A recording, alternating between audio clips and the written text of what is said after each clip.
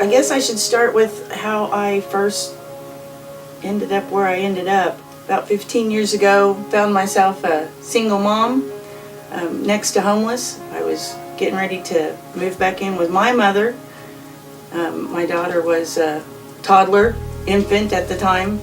I applied for public assistance help and ended up with a apartment at the Villa Marie apartment complex owned by the Springfield Housing District.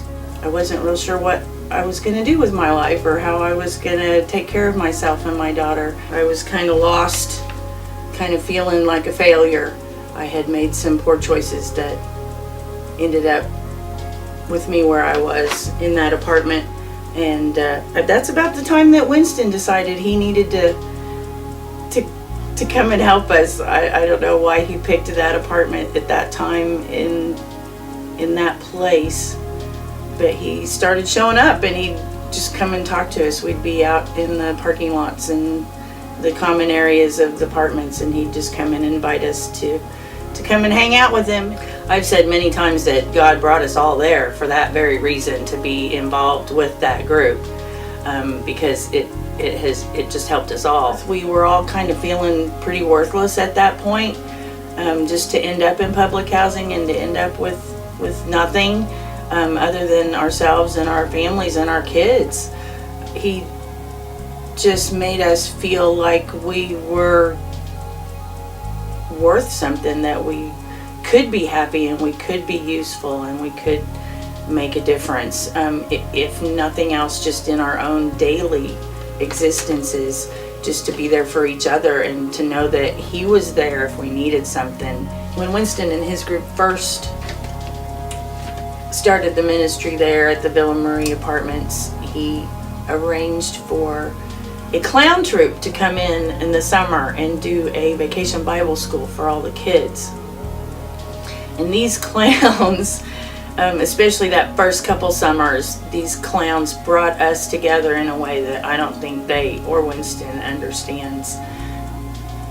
They were only here for a week, and they were so full of hope and full of God and full of encouragement, and just loved those kids and loved us and made us feel valuable and made us feel worthful. And they seemed so genuinely happy just to be there and to come there and to hang out with us for a week and to teach the kids about God and what was going on, and made us, like I said before, made us feel like a group and a family, and that we were going to be okay and that we could do this together as a bunch. Especially the one clown, this picture has been prominently displayed in my home for many, many years. This is my daughter, who will be 16 next week, and her green clown. This is Flora. She instantly bonded with my daughter from the first time she came there. I think Natalie was 2. And Natalie called her my Geen clown because she couldn't even say green properly. And I brought this from my mantle.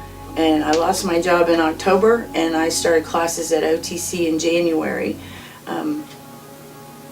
Through the encouragement of the group that we had there at Villa Marie, I think that's the only thing that kept me going. It was really tough as a single mom, going back to school with nothing. I didn't even have a car at that point. I was riding the city bus back and forth to OTC with this massive backpack of books. I decided that I wanted to be a nurse, and it took me 2.5 years at OTC to get all the prerequisition courses that I needed in order to even apply to nursing school. Well, I had a counselor at OTC tell me that there's no way I'd have the grades in order to get accepted into the nursing program at Missouri State University. She said, as a single mom, that it was next to impossible for me to do that. So, of course, I set my sights on getting into the nursing program at Missouri State University. And I did. It took me 5.5 years from the time I started at OTC. I had been at Villa Marie for about 2 years when I started school, and by the time I graduated with my bachelor's degree in nursing, I had been able to move away from Ville Marie, and I now own my own home. I've been a registered nurse for 7 years. Lifebuilders to me is support. It's support emotionally, physically, spiritually, whatever we needed at that point. That's what showed up. If we needed gas money, somebody showed up with $10. If we needed hey, how you doing, there was somebody in the parking lot with a hug. If we just needed somebody to talk to, somebody was there to talk, and somebody was there to offer support. It's support that you wouldn't get on your own, support that was always willing to be there, support that no matter what, no matter how bad it was or how worthless you feel, somebody still loves you.